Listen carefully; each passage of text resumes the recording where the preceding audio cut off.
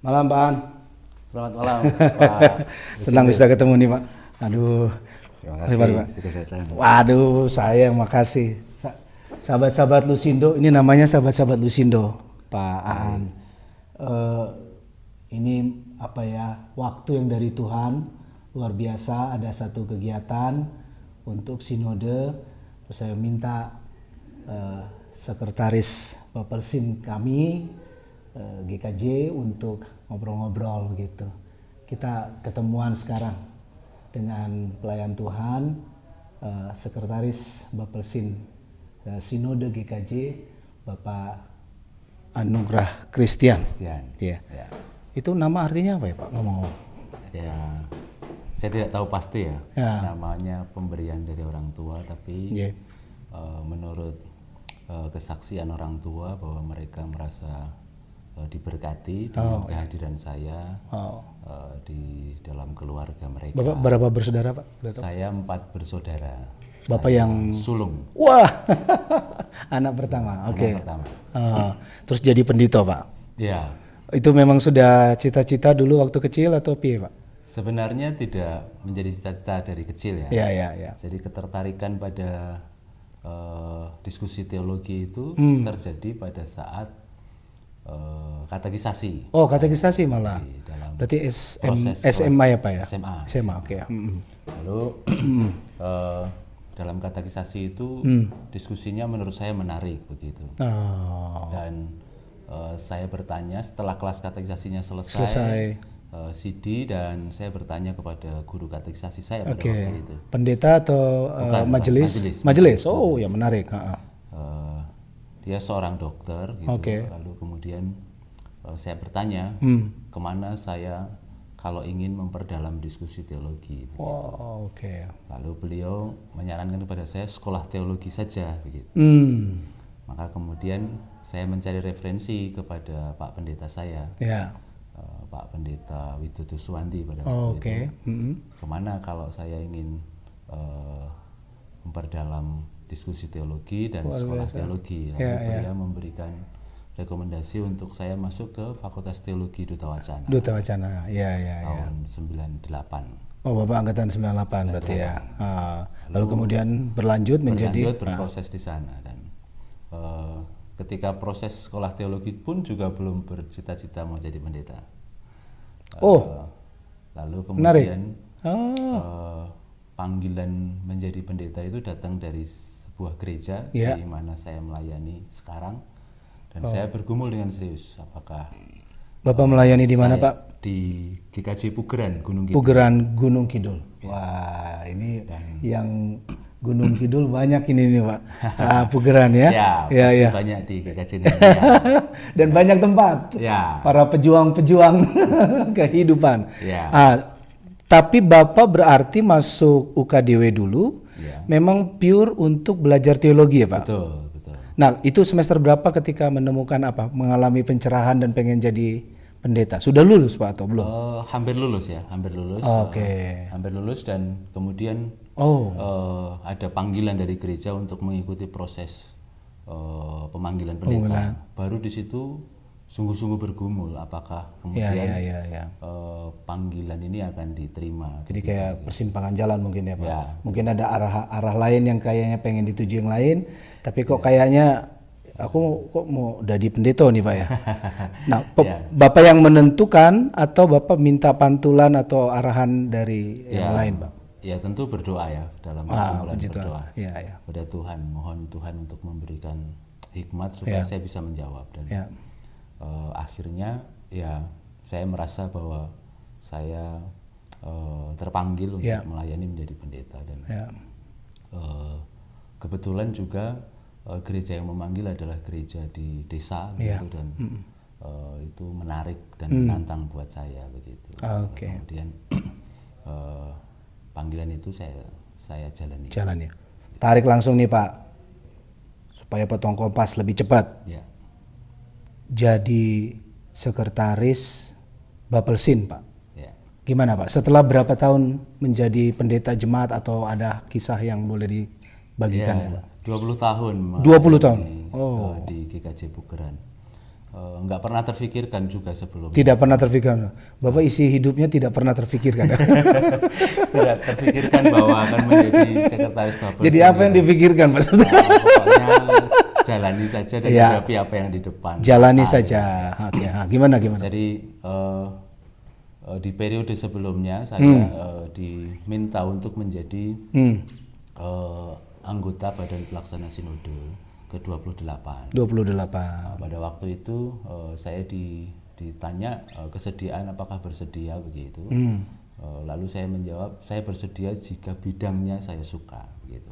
Oh. Dan saya waktu memang itu punya minat bidang kesaksian pelayanan. Gospel. Saya lebih suka dengan hal-hal yang terkait dengan kesaksian dan pelayanan. Puji Tuhan. Dengan masyarakat. Ya, langsung gitu ya. Punya dampak yang langsung, karya yang nyata. Kehidupan bergereja langsung bersentuhan dengan masyarakat dan jemaatan itu merasa bahwa itu adalah passion saya. Oke. Maka kemudian ketika sudah 28 itu Bapak jadi sekretaris bidang Gospel. Oh, gitu. Bapak mulai di sekretaris bidang Gospel. Seperti passion Bapak itu. Ya. Nah, terus gimana Pak? Ya, saya menemukan banyak hal yang menarik dalam tugas pelayanan sebagai Babelsin bidang Gospel ya. Saya mengurus penanggulangan bencana. Saya kemudian menjadi terlibat di sana. Ya, melihat langsung. Betul. Mencium bau, itu istilahnya Pak ya. Menikmati lumpur. Betul. Merasakan tangisan dan betul-betul menyatakan apa itu kasih yang peduli, berbagi begitu ya Pak ya. Ya, terus kemudian yang menarik lagi adalah pada waktu itu kan terjadi pandemi ya. COVID. Yep. Lalu kemudian situasi pandemi itu memberi ruang dan mendorong saya lebih konkret lagi berkarya di bidang kesaksian pelayanan. Contohnya Pak, contoh aja. Misalnya 1, 2 gitu. Persoalan ketahanan pangan menjadi tema yang penting didiskusikan pada waktu itu karena ketika situasi pandemi semuanya menurut saya kemudian menjadi kalut ya. Orang-orang di kota lalu memborong bahan-bahan makanan di supermarket dan seterusnya. Orang kemudian ada situasi dalam kekalutan itu. Tetapi kemudian saya perhatikan bahwa di desa situasinya lebih tenang. Di desa lebih tenang ya Pak? Lebih tenang gitu ya. Jadi mereka tidak akan COVID-nya atau akan sembako dan kebutuhan? Akan ketahanan panganannya. Ketahanan pangan itu. Jadi ketika diskusi tentang ketahanan pangan itu digulirkan, teman-teman di desa ini lebih kelihatan tenang di soal pangan dibandingkan dengan situasi di perkotaan. Nah, lalu kemudian saya mencoba mencari tahu, memperhatikan apa sih yang membuat mereka lebih tenang. Ternyata para masyarakat di desa yang rata-rata petani itu adalah mereka punya simpanan bahan pangan yang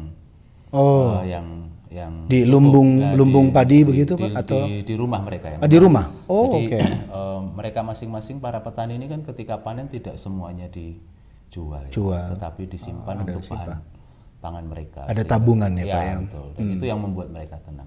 Lalu bagi saya ini adalah sesuatu yang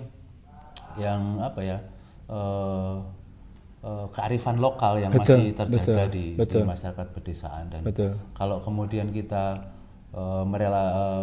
mengkorelasi ke cerita dalam kitab suci misalnya cerita tentang Yusuf yang membangun dia pertama diberi mimpi itu yang 7 lembu kurus dan 7 lembu yang gemuk lalu dia membangun persediaan. Artinya persediaan pangan itu menjadi sesuatu yang sangat penting. Nah itu yang kemudian saya terjemahkan dalam sebuah program lumbung pangan gitu ya.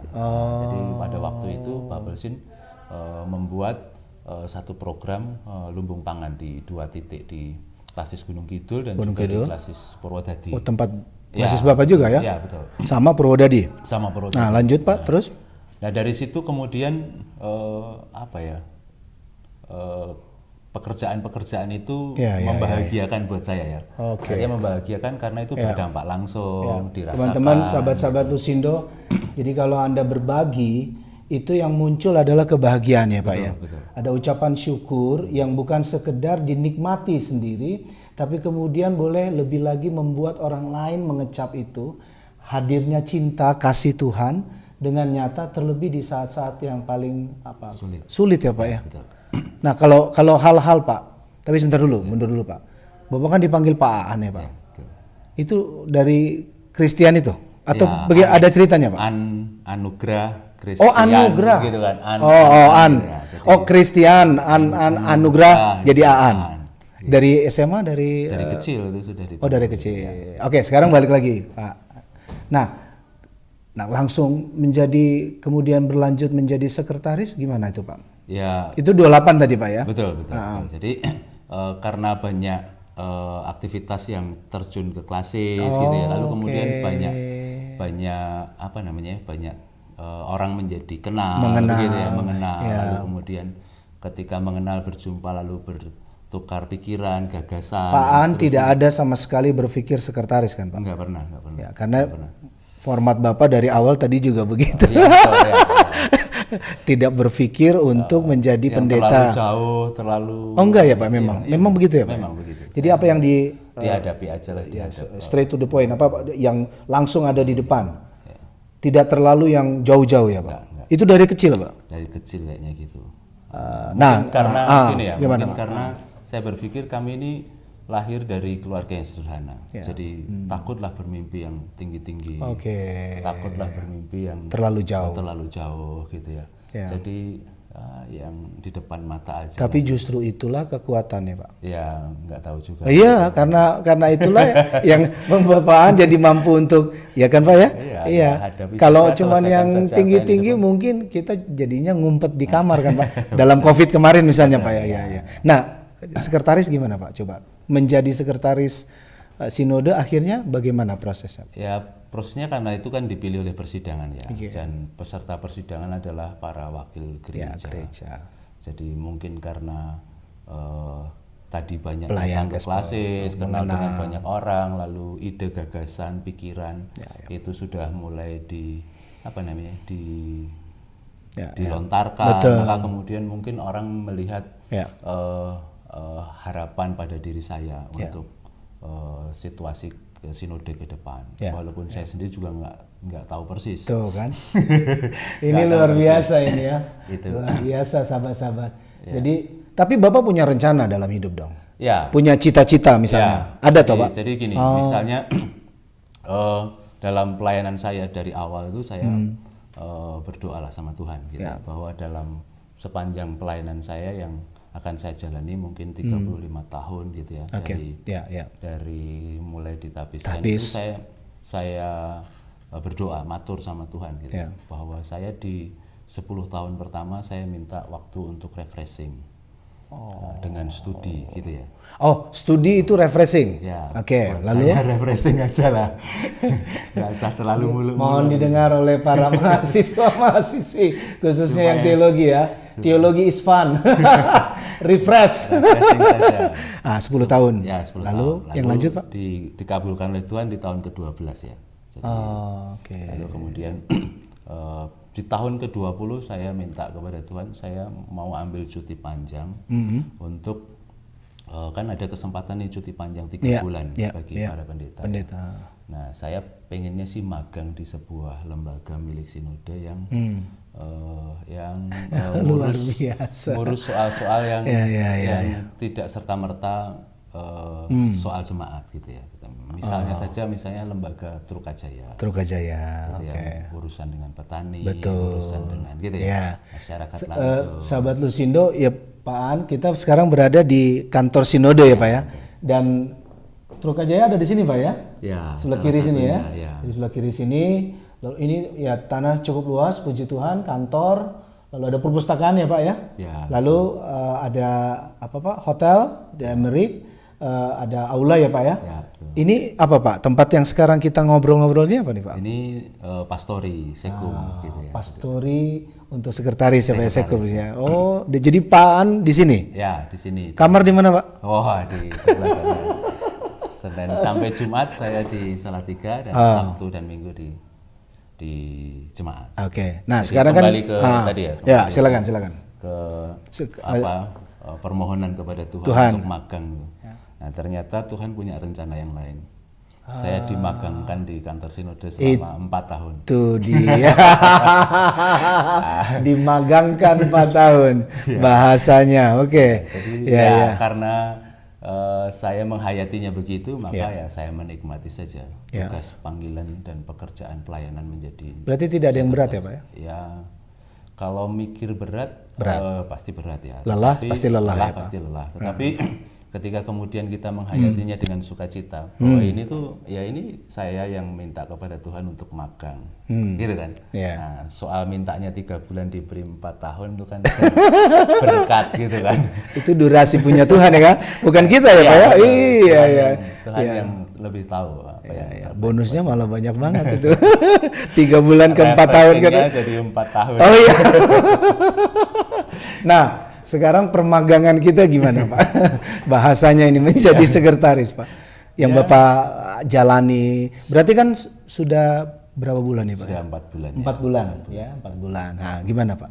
Ya menarik begitu karena saya merasa bahwa saya tidak sendirian gitu ya. Jadi meskipun pekerjaan sinode itu banyak, rumit begitu, tetapi kan tidak pernah sendiri. Artinya bahwa Tuhan juga menempatkan orang-orang yang ada di sekitar saya sebagai support system, termasuk Pak Lusindo ini. Dia ada di bidang pengembangan kepemimpinan. Teman-teman. Iya ini. Balik. Urusan yang rumit-rumit. Gitu. Balik pada fokus, jangan ke saya. Nah, kalau sekarang Pak melihat keadaan sinode kita dari perspektif seorang sekretaris Bapak Lesin, apa yang Bapak mau katakan Pak, bahwa silakan di sekarang ini. Bagi saya sinode ini adalah satu lembaga yang cukup besar gitu ya. Dalam karya pelayanan sinode. Berapa gereja Pak? 346. 346. Tapi bukan soal angkanya ya Pak ya? Tapi soal apa nih Pak? Ya, ada banyak hal. Jadi sinode ini merupakan satu kekuatan yang cukup besar menurut saya. Kita bisa, ketika kita berkunjung ke gereja, ke klasis, kita menemukan banyak potensi yang ada di gereja-gereja, seperti harta yang tersembunyi. Yang semula mungkin hanya diketahui oleh gereja lokal, tapi ketika kemudian kita menjumpai mereka, mereka ini punya karunia, kekuatan yang bisa dipakai dalam talenta yang lebih luas ya Pak ya. Betul, ada potensi yang bisa dipakai dalam aras yang lebih luas gitu. Dan ketika kekuatan-kekuatan ini dihimpun gitu, diorkestrasi dengan baik, maka sinode ini luar biasa. Dahsyat ya Pak ya. Kuat ya. Nah, sekarang kalau terus lanjut Pak, hubungan dan peran kita Bapak lebih luas. Untuk Indonesia misalnya Pak, kalau Bapak melihat dan kerinduan atau juga mungkin harapan dalam sejarah gereja Kristen Jawa, sudah banyak tokoh-tokoh juga ya Pak ya, yang mempersembahkan abdi mereka pada negeri, pada merah putih. Sebelum ke dunia ini Pak, ini untuk yang Indonesia dulu Pak. Dengan keadaan sekarang yang Bapak bilang tadi potensi banyak, apa Pak kira-kira Pak yang... Setiap potensi yang talenta yang ada di warga jemaat kita aja ya, sebaiknya kita tidak membatasi bahwa gereja hanya pendetanya, gereja hanya majelisnya, tetapi setiap potensi yang ada di dalam jemaat ini dicurahkan semuanya untuk kepentingan dan manfaat yang lebih luas, termasuk juga bangsa dan negara. Pak An punya keyakinan bahwa GKJ bisa lebih lagi memberikan bagian-bagiannya dari yang sederhana, yang kecil, tapi sebuah orkestra tadi itu Pak. Iya betul. Jadi kita memang gereja-gereja mestinya sadar, pikiran saya bahwa gereja-gereja harus menjadi lembaga kader. Lembaga yang menyiapkan kader-kader terbaik yang kemudian bisa dipersembahkan kepada Tuhan melalui bangsa dan negara. Mulai dari gereja-gereja di tingkat lokal, di pedesaan, di pinggiran, apa yang bisa kita berikan misalnya. Biasanya misalnya jabatan ketua RT itu tidak terlalu diminati. Tidak terlalu diminati. Tidak terlalu diminati. Kenapa? Karena itu repot, tidak ada honornya gitu ya.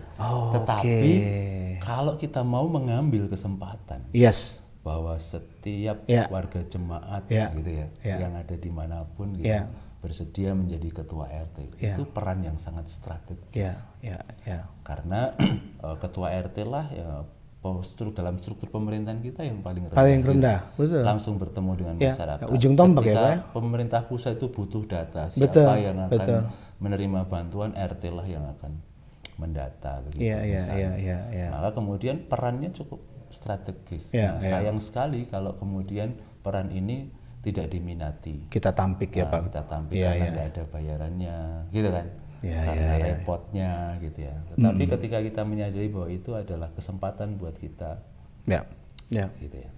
Terus yang kedua, kita harus memahami bahwa kepemimpinan Kristiani itu tidak harus kita duduk di posisi tertentu, puncak gitu ya, tertentu, jabatan-jabatan, jadi presiden, jadi gubernur, nggak harus begitu juga.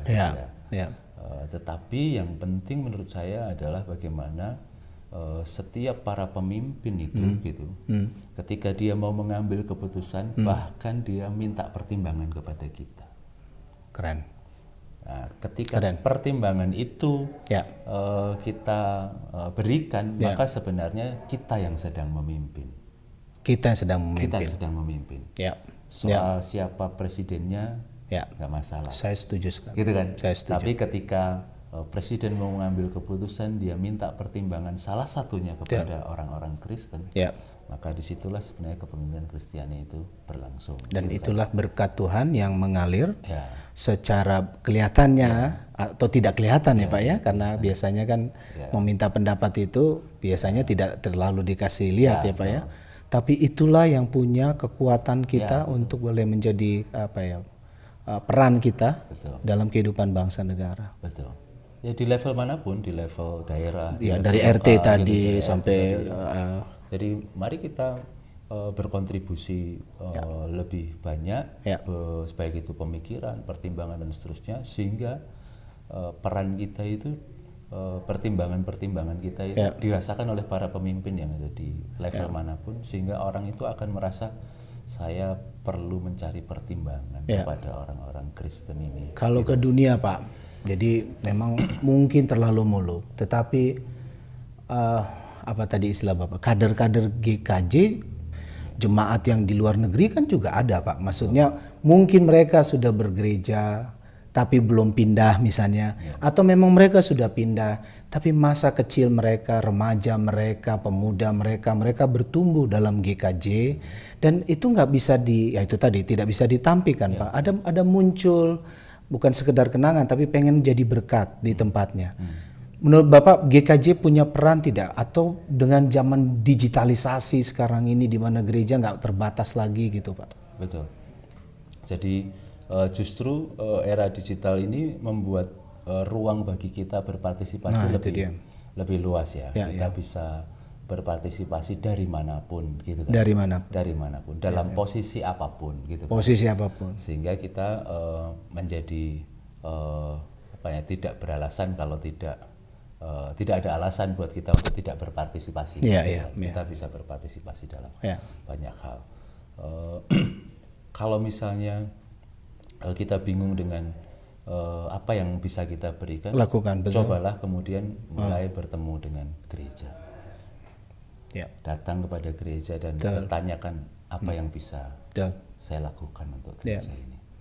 Nah, ketika kemudian membuka diri untuk memberi diri, maka akan ada banyak ide, akan ada banyak jalan, akan ada banyak kemungkinan kita bisa mempersembahkan sesuatu kepada gereja tentang dari diri kita untuk kepentingan-kepentingan. Seperti seorang Aan, Pak Aan yang dari kecil sebetulnya tapi dibuat oleh kuasa Tuhan. Ya waktu itu kita nggak sebut apa ya, tapi pengen belajar ya Pak tadi ya Pak. Lalu kemudian masuk teologi, itu juga belum kepikiran jadi pendeta, ya Pak ya. Apalagi bicara menjadi salah seorang pengurus di sinode, Tapi kemudian Tuhan menaruh kita untuk menjadi saluran berkat dengan tim yang lain di momen-momen COVID juga bencana. Nah, kalau semua ini Pak ditarik gitu ya Pak, kristalisasi Bapak sampai sekarang. Kira-kira apa yang Bapak mau katakan Pak untuk generasi muda, untuk teman-teman remaja, tapi juga untuk Bapak Ibu? Apa yang Bapak mau katakan dengan pengalaman perjalanan hidup Bapak? Ya, punya cita-cita bagus, bermimpi itu baik. Oke. Tapi hadapi apa yang ada di depan mata. Hadapi apa yang ada di depan mata. Selesaikan apa yang harus diselesaikan di depan mata. Selesaikan. Karena ketika satu soal selesai, maka kita akan masuk ke soal yang berikutnya. Oke. Soal berikutnya. Ya.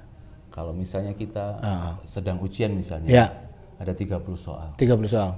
Mulailah dari nomor soal 1, pertama, soal kedua, soal ketiga. Bermimpi lulus itu baik. Baik. Ya. Tapi soalnya harus selesaikan. Kadang-kala kita punyanya tema yang keren-keren, tapi nggak jadi ya Pak ya. Disertasinya, tesisnya, atau skripsinya ya Pak ya. Jadi dari soal pertama lah harus kita mulai, step by step. Gitu. Okay. Saya pernah mendengar satu nasihat yang baik ya. Gimana Pak? Kalau kamu mau mengubah dunia, merapikan dunia, mulai rapikanlah tempat tidurmu. Tempat tidur. Tidak mungkin ya. Kita mau rapikan dunia kalau tempat tidur lu sendiri masih terakhir kali ya Pak ya, seru juga nih. Pak Aan punya harapan apa? Ya, tidak hanya untuk gereja, tapi ya mungkin untuk bangsa boleh, tapi mungkin juga dengan seorang Aan, aku kayaknya mungkin pengen apa gitu ya Pak. Kira-kira ada yang bisa ingin disampaikan dengan sekarang Bapak menjadi seorang sekretaris sinode, seorang pendeta? Ya, sebagai sekretaris sinode ya ingin menyelesaikan periode ini dengan baik. Ya. Begitu saja sudah luar biasa. Dengan begitu banyak tantangan ini ya. Soal yang dihadapi diselesaikan itu sudah refreshing yang luar biasa. Maaf sahabat-sahabat Lusindo karena saya kurang lebih ngerti apa maksud beliau. Jadi memang tidak mudah ya Pak ya. Jadi perlu kesabaran, ketenangan tadi yang Bapak katakan. Dan yang lebih penting bagi saya adalah saya butuh dukungan. Doa terutama. Jadi saya merasa bahwa jemaat adalah tiang doa buat saya. Tiang doa. Jadi doa dari jemaat itu yang akan membuat seorang pendeta melayani. Saya setuju. Gitu dengan baik. Ya. Karena kita juga penuh keterbatasan ya Pak. Betul. Jadi, di tengah kemampuan kita juga banyak kekurangan. Meskipun cuman sekalimat, doakanlah para pendeta. Ya, doain ya pendeta ya. Supaya dia melakukan ini dengan baik. Dan itu wujud cinta kasih kita pada Tuhan ya Pak ya. Mengasihi gereja, mengasihi dalam kita boleh saling melayani. Oke, Pak Aan. Terima kasih Pak Lusindo. Matur nuwun sangat, terima kasih. Salam untuk sahabat Lusindo. Dada dulu Pak. Oke, terima kasih Pak. Tuhan berkati.